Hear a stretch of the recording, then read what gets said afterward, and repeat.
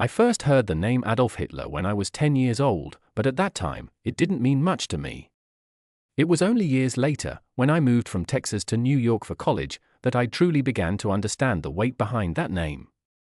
It happened on a cold autumn morning during my first semester history class. My professor, Dr. Williams, walked into the room holding a thick book with a black and white photograph on the cover.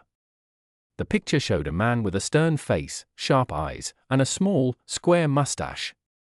The room became quiet as soon as she placed the book on her desk. "This," she said, tapping the cover, "is Adolf Hitler. And today, we begin studying how one man's ideas caused the deadliest war the world has ever known." Even though I had heard about World War II, I never truly understood how it started. Sitting in that classroom, with the smell of old books and hot coffee mixing in the air, I felt curious in a new way. How did an ordinary boy from Austria grow into one of history's most destructive leaders? How did millions follow him? What made his ideas so dangerous? Dr. Williams didn't start with the war. Instead, she began with the beginning of Hitler's life. She told us he was born in Austria in 1889, a child who loved drawing more than anything else.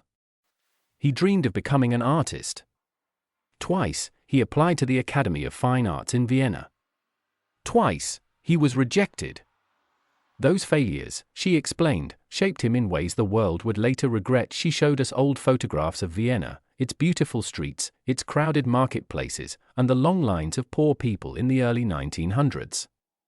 She explained how life was hard, and Hitler felt lost and angry, searching for answers in the wrong places. Slowly, his ideas became extreme and hateful. As I listened, I felt the room grow heavier. I could almost imagine young Hitler walking through the noisy streets of Vienna, frustrated, alone, and filled with growing bitterness. After class, I stayed behind. "Professor," I asked, "how does someone change from wanting to be an artist to becoming a dictator?" Dr. Williams closed her book and looked out the window before answering. "People don't become dangerous overnight," she said. "It happens slowly, through disappointment, anger, fear, and the wrong influences. That's why we study history. To understand how it starts." I nodded, realizing that this story wasn't just about the past. It was also a lesson for the present. That night, I sat in my dorm room, opened my notebook, and wrote one sentence at the top of a blank page. How did the world let Hitler rise? I didn't know it then, but that question would guide the rest of my semester, and it would lead me deeper into the story of a man whose choices changed the world forever. The next week, our class moved from Hitler's childhood to the years after he left Vienna. I arrived early and took my usual seat near the window. Outside, New York felt restless, cars honking, people rushing, the city's endless energy buzzing through the glass. Inside the classroom, however, everything slowed down. It felt like time paused whenever Dr. Williams opened her history book. When class began, she wrote 2 dates on the board. 191 for 1918 World War I, she said. This is where Hitler's life takes a sharp turn. She explained that Hitler moved to Germany in 1913, and when the war started, he volunteered to join the German army. He wasn't a high-ranking officer or a decorated genius, just a messenger who carried orders between trenches. But the war gave him something he had been missing, a sense of purpose. I imagined the scene as she described it, the muddy battlefields, the cold nights, the sound of explosions echoing through endless darkness. A young soldier named Adolf, wearing a rain-soaked uniform, running across dangerous ground with messages in his hand. The war was brutal for everyone, but somehow he felt he finally belonged to something larger than himself. Dr. Williams passed out old photographs from World War I. One picture showed soldiers sitting in a trench, their faces tired, their eyes hollow. Another showed destroyed buildings and smoke rising like dark ghosts. "This," she said, tapping the images lightly, "is the world Hitler lived in for long years." When Germany lost the war, many people felt shocked, betrayed, and angry. Hitler was one of them. When Germany surrendered in 1918, the entire country struggled. Food was scarce, the economy was collapsing, and many people blamed the government. In that anger, Hitler found new fuel. Instead of returning to a quiet life, he stayed in Munich and attended political meetings filled with frustration and shouting voices. One afternoon, as I walked out of class, I couldn't stop thinking about that moment. the moment when Hitler, a man with no money, no job, and no clear future, wandered into a small political gathering. Nobody knew it then, but that meeting would change history later. In the library, I opened a digital archive and read about how he joined a small group called the German Workers' Party. It was tiny, unorganized, and barely known. But Hitler saw something in it, a platform for his ideas and a way to build influence. The more I read, the more uncomfortable I felt. It was unsettling to see how quickly ideas can grow when people are afraid and searching for answers. Before closing my laptop, I wrote another sentence in my notebook: people listened to Hitler because they were desperate, never forget that. Walking back to my dorm in the crisp evening air, I realized this story was not just about a man. It was about a moment in time when fear made dangerous ideas seem like solutions, and part of me wondered, how many times has history repeated that same mistake? The following Monday, the temperature dropped in New York. A cold wind pushed through the campus courtyard as I hurried toward the history building. Inside, the warmth of the classroom felt comforting, but the atmosphere was serious. Everyone knew today's lesson would take us deeper into Hitler's rise and into darker territory. Dr. Williams began class by projecting a photograph of Munich in the early 1920s. Crowded streets, old buildings, and long bread lines filled the screen. This, she said, is the world Hitler returned to after World War I. A broken Germany. A desperate population. And a man who believed he had answers. She explained how Hitler, still part of the small German Workers' Party, quickly realized his talent for public speaking. He started giving fiery speeches in beer halls, large, noisy places where frustrated citizens gathered. His speeches were angry, emotional, and filled with blame. He pointed fingers at the government, foreigners, and entire groups of innocent people. His words were dangerous, cruel, and completely false, yet they gave people something they wanted badly: someone to blame. As I listened, I imagined a smoke-filled beer hall, wooden tables packed with men who had lost their jobs, their homes, and their hope. I saw Hitler standing at the front, shouting into the crowd, his voice rising above the noise. People clapped. People cheered. They were desperate, and desperation can be easily manipulated. Dr. Williams handed out an article titled "The Power of a Voice." It explained how Hitler's speeches didn't just express ideas, they controlled emotions. His tone, his movements, even the rhythm of his words were designed to make audiences feel strong anger and strong loyalty at the same time. He understood something important, she told us. Words can be weapons. I felt a chill run through me. As his influence grew, the party changed its name to the National Socialist German Workers' Party, later known simply as the Nazi Party. They created symbols, uniforms, and rallies to attract more followers.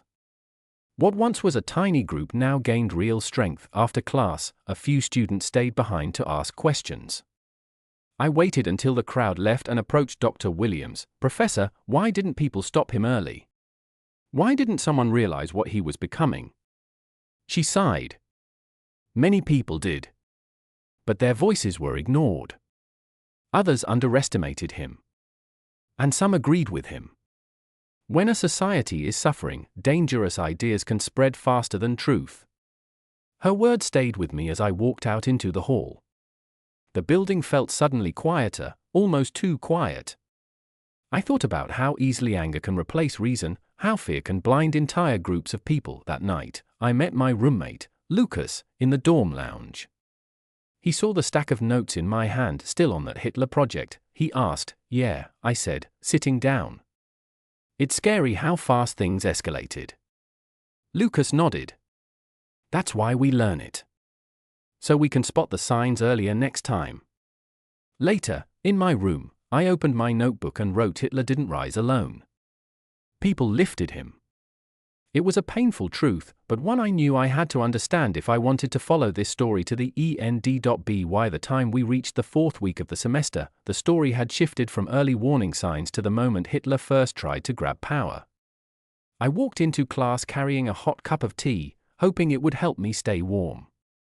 The windows were foggy from the cold outside, and the room felt almost like a sealed time capsule, preparing us to visit history once again. Dr. Williams greeted us with a serious expression today, she said. We talk about Hitler's first major attempt to seize control of Germany, the beer hall putsch. The word putsch was new to many of us. She wrote it on the board in large letters. Putsch equals a violent attempt to overthrow a government. The year was 1923. Germany's economy was collapsing. Money was so worthless that people used entire stacks of bills just to buy bread. Many Germans were angry and hopeless. Hitler saw this crisis as his opportunity. Dr. Williams projected an old photograph of the Bürgerbräukeller beer hall in Munich. It looked ordinary: large wooden pillars, dim lighting, crowded tables. But history was made there. Hitler and his supporters stormed into the beer hall one night, guns in hand, interrupting a political meeting. Hitler fired a shot into the ceiling and declared that a revolution had begun. His goal was simple but dangerous: overthrow the government of Bavaria, then march on Berlin and take all of Germany. But things didn't go the way he planned. The police reacted quickly, loyal leaders escaped the beer hall, and the revolution fell apart by the next day. When Hitler and his followers marched through Munich's streets, the police confronted them. Shots were fired. People were killed. The putsch failed completely. Hitler was arrested. As Dr. Williams described his trial, I felt the entire room fall silent. She explained that Hitler used the courtroom as a stage, delivering long speeches filled with passion and lies. Instead of being treated like a dangerous extremist, he was given attention, and even sympathy, by some Germans. It was one of history's great warnings, she said. And many people ignored it. Hitler was sentenced to prison, but shockingly, he received a light sentence. While in jail, instead of reflecting on his mistakes or abandoning his hateful ideas, he wrote a book outlining everything he believed. The book was filled with prejudice, conspiracy theories, and violent goals. Its title, Mein Kampf, My Struggle. The moment Dr. Williams said the name, I felt a strange heaviness. It was unsettling to know that words written in a prison cell would later influence millions. After class, I walked to the campus cafe to clear my mind.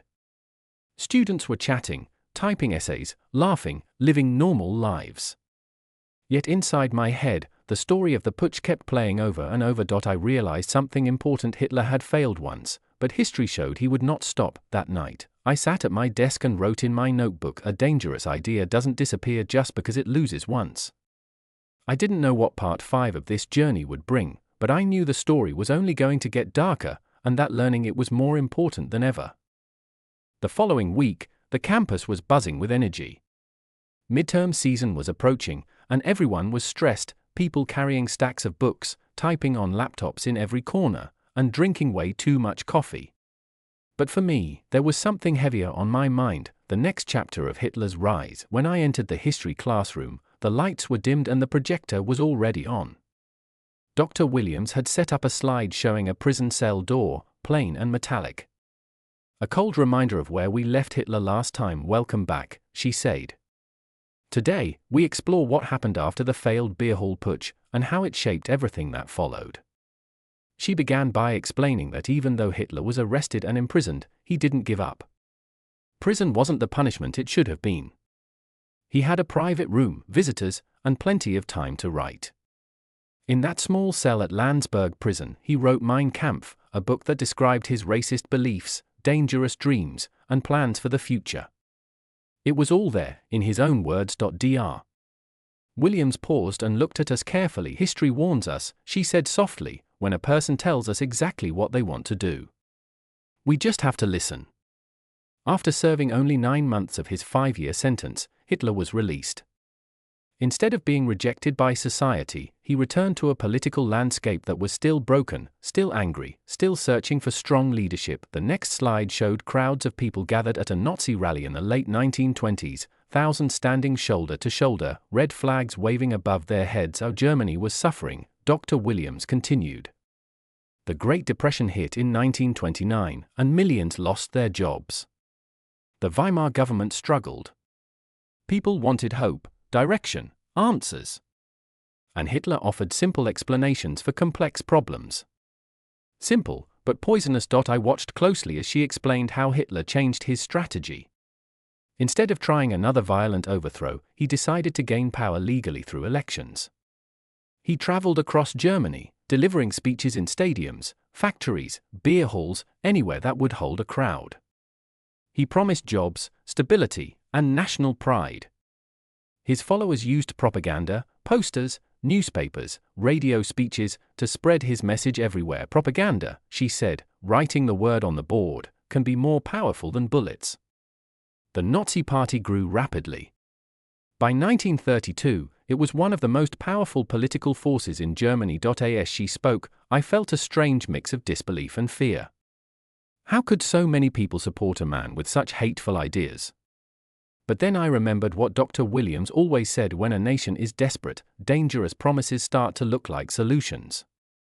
After class, I walked through campus in silence, processing everything.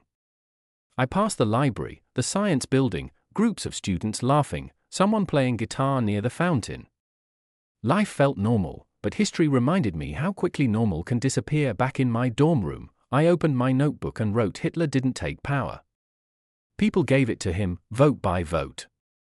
It was a frightening truth, one I knew we would confront even more directly in the next part of this story. The next class felt heavier than the ones before. Even the air in the room seemed still, as if history itself was warning us to pay attention.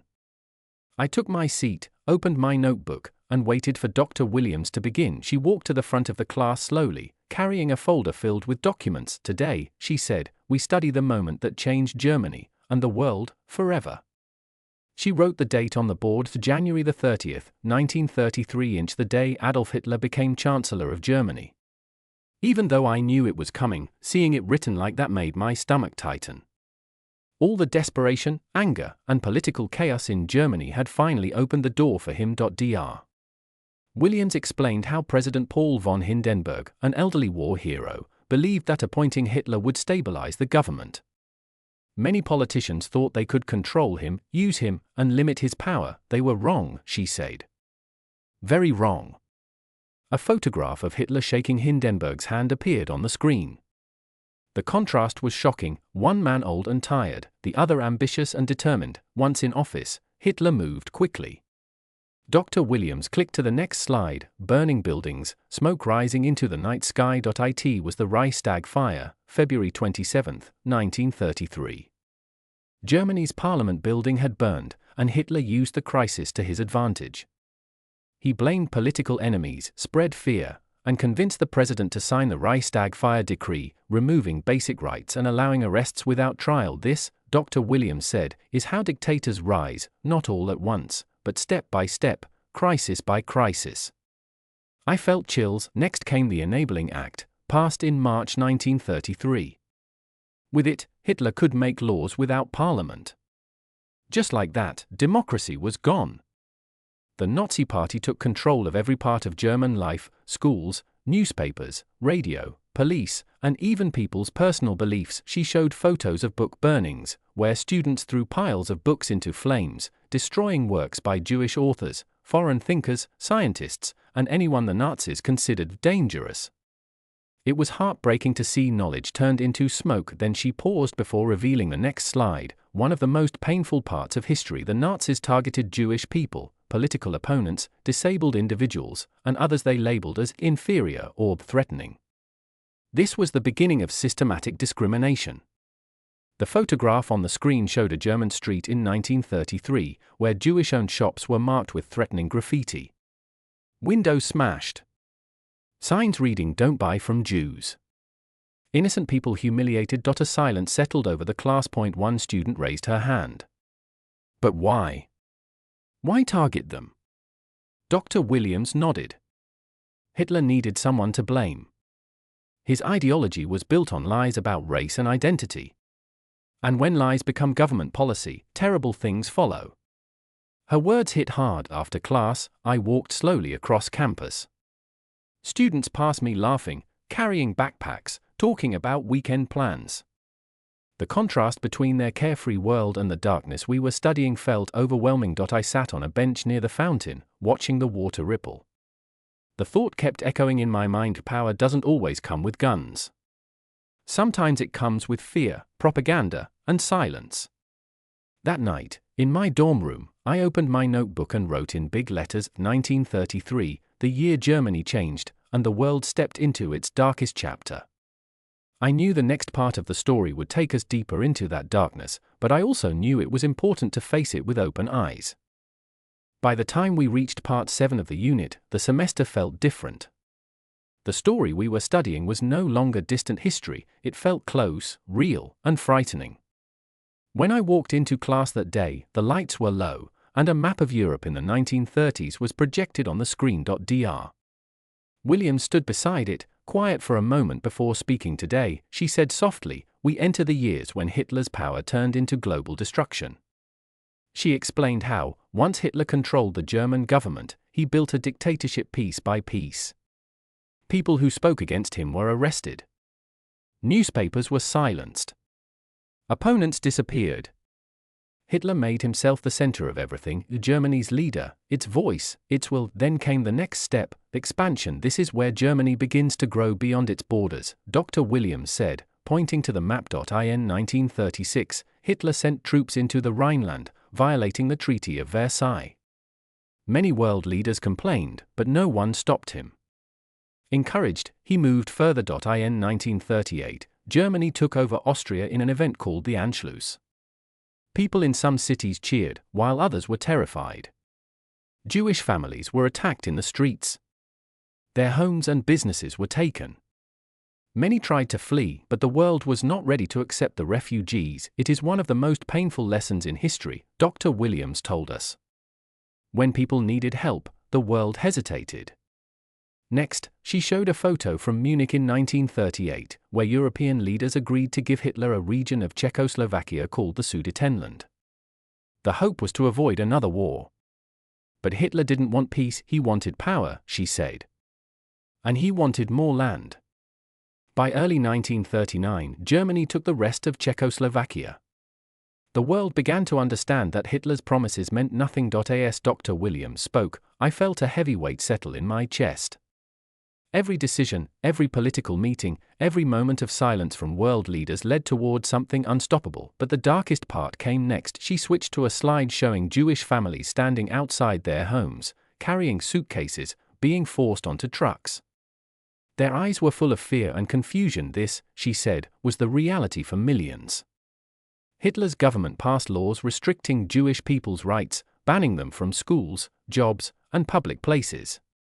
By 1938, violence escalated dramatically during Kristallnacht, the night of broken glass.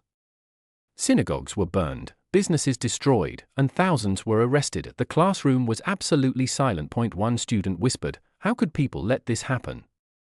Dr. Williams looked at us with sad eyes. Hatred grows when good people stay silent. When fear wins. When lies become normal. Her voice did not rise, but it didn't need to. The truth was loud enough. After class, I walked outside into a cold breeze. Leaves blew across the pavement, and a grey sky hung overhead.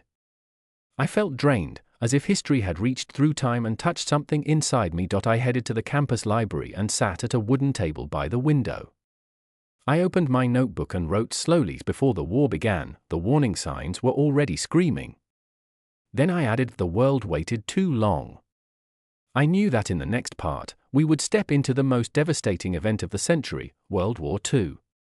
And even though I felt anxious, I also knew that understanding this history was more important than ever. The day we reached World War II in our history class, the sky over New York was unusually dark, almost as if the weather understood the weight of what we were about to learn.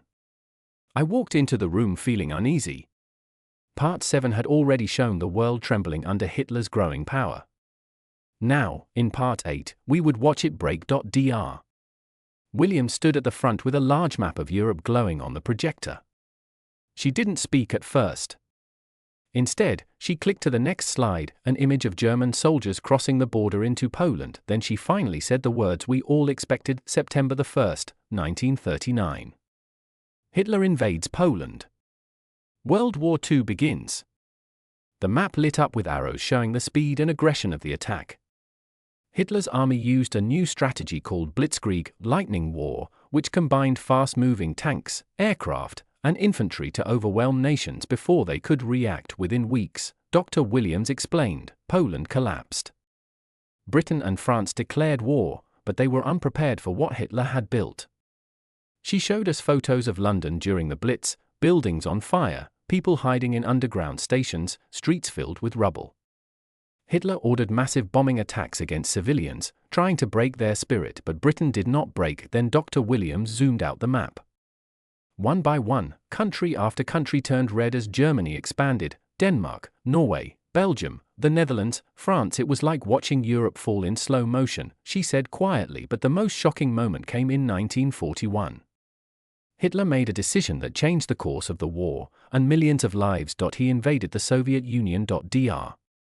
Williams clicked to a slide showing endless snowy fields, soldiers freezing in the cold, and destroyed tanks half buried in snowdrifts. Hitler thought he could conquer the Soviet Union in a few months. He was wrong. The winter was brutal, the resistance was fierce, and German forces were stretched too thin. But even as the war expanded, something even more horrifying was taking place behind the front lines. Dr. Williams paused before moving to the next slide. The class went completely quiet. This part, she said, is the darkest chapter of all. It cannot be ignored. The screen showed images of ghettos, crowded streets surrounded by walls, families wearing yellow stars sewn onto their clothing, children standing behind barbed wire. The Nazis forced millions of Jewish people and other targeted groups into ghettos. They were starved, abused, and eventually transported to concentration camps. She explained how Hitler's hateful ideology became industrialized murder. Entire families were taken from their homes. People were packed into trains without food, water, or hope. Camps like Auschwitz, Treblinka, and Sobibor became symbols of human cruelty on a scale the world had never seen. The classroom felt frozen. One student whispered, "How could anyone do this?" Dr. Williams answered without looking away from the screen, "This is what hatred becomes when it grows unchecked. This is what happens when a leader convinces a nation that some people are less human." I felt my throat tighten. It was painful, heavy, overwhelming, but necessary. After class, I walked out into the cold afternoon. Students were chatting, drinking coffee, scrolling through their phones, living ordinary, peaceful lives. And I realized how extraordinary that peace really was. I found a bench near the library and sat for a long time, thinking about everything we had learned. Then I opened my notebook and wrote, "A war began with borders. But the greatest tragedy happened behind them." And then never again must be more than a phrase. It must be a promise. The next part of the story would bring us toward the final years of the war, or toward defeat, collapse, and consequences. I wasn't ready for it, but I knew it was time to face it. The first cold wind of November swept across the small American town as Ethan walked home from his late shift. The streets were quiet. Porch lights glowed softly. A dog barked in the distance. Everything looked normal, but nothing felt normal to him anymore. Ever since he started following the E-Path system, his life had changed rapidly, almost too rapidly. His confidence had grown. His mindset had matured. New opportunities were opening. Yet something deeper was happening inside him, something he didn't fully understand. That evening, he found his mother sitting alone at the kitchen table, staring at a stack of bills. The old clock on the wall ticked loudly. "Mom? You okay?" Ethan asked, taking off his jacket. She forced a smile. "I'm fine. Just tired." But he could see the truth. He noticed the small details now, the tension in her shoulders, the sleepless eyes, the unpaid electricity bill she was trying to hide beneath another paper. Ethan sat down across from her. For the first time, he didn't feel like a child sitting in front of a parent. He felt like a partner. A support system. Someone who had finally stepped up. "Mom, let me help," he said quietly. She sighed. "Honey, you're already working so hard. I don't want you to carry my stress." He shook his head. "You carried mine for years. It's my turn now." His mother's eyes softened, but before she could respond, something unexpected happened. The power suddenly flickered, then the lights went out completely. The house fell into darkness. Ethan felt his stomach sink. He knew why. His mom whispered, embarrassed, "They cut the power. I couldn't catch up on last month's payment." For a moment, silence filled the room. A cold silence. A heavy silence, but Ethan didn't panic. That was the old him. The new him took a deep breath, stood up, and pulled out his phone. Mom, we're fixing this tonight. I promise. She looked up at him, not as her boy, but as a strong young man she was proud of. Ethan stepped outside to get a signal. The night sky was clear. Stars shimmered above the tall maples. But the house looked different now, dark, fragile, vulnerable. He called the power company, arranged a payment plan, and used part of his savings to restore the electricity. When he walked back inside, the light slowly came back on. His mom covered her mouth with her hands, tears forming. Ethan, how did you do all that so fast? He smiled. I'm learning to take action. No more waiting for things to get better. She hugged him tightly, and Ethan felt something shift, deep, emotional, powerful. But that wasn't the only shift that night. As he went to his room, his phone buzzed with a message. It was from a number he didn't know. We need to meet. Your progress isn't going unnoticed. Ethan froze. A strange mix of excitement and fear rushed through him. Who sent it? How did they know about his progress? And why did they want to meet? His life, which had finally started to feel stable, was about to take a massive, unexpected turn, and nothing would ever be the same again. Ethan stared at the mysterious message glowing on his phone screen. We need to meet. Your progress isn't going unnoticed. His heart pounded. The house was quiet again, the warm light glowing softly across the hallway. His mom was asleep, peaceful for the first time in weeks. But Ethan, he was wide awake. He typed back one simple question. Who is this? A moment passed, then the reply came. Someone who once stood exactly where you are standing now. The message included a location, an old community center on the edge of town. Ethan hesitated. Was this dangerous?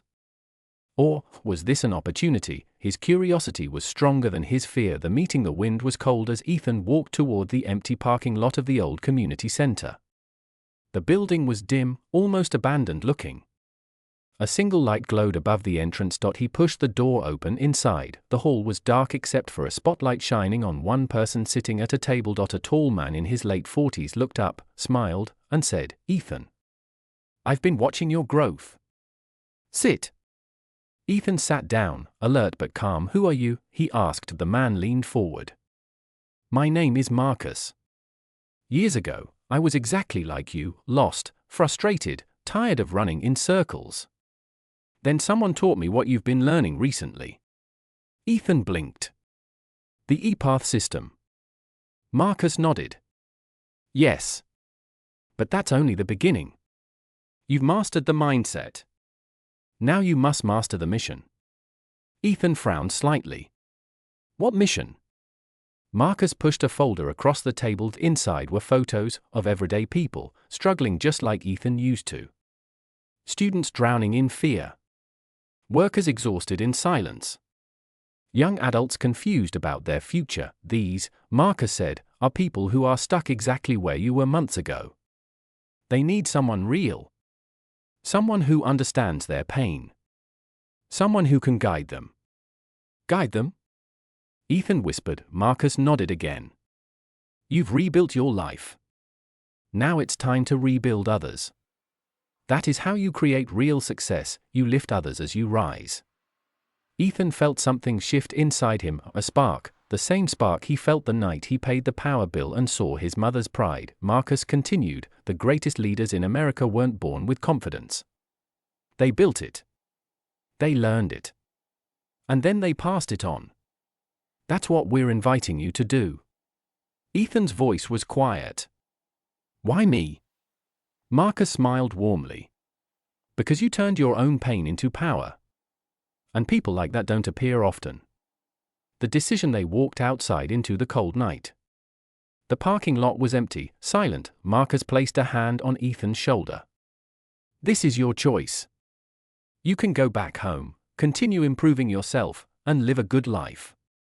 Or, you can step into a bigger purpose, something that might change not only your story but hundreds of others. Ethan looked up at the sky. The same stars he saw the night the power went out. The same moment his life shifted forever. He finally understood all those struggles, all those nights he felt lost, all those small victories. They weren't random. They were shaping him, preparing him. I'm ready, Ethan said softly but firmly. Teach me. Marcus smiled, proud. Then your real journey begins now. 6 months later, Ethan stood in front of a group of young adults in a community center, even bigger than the one where Marcus had met him.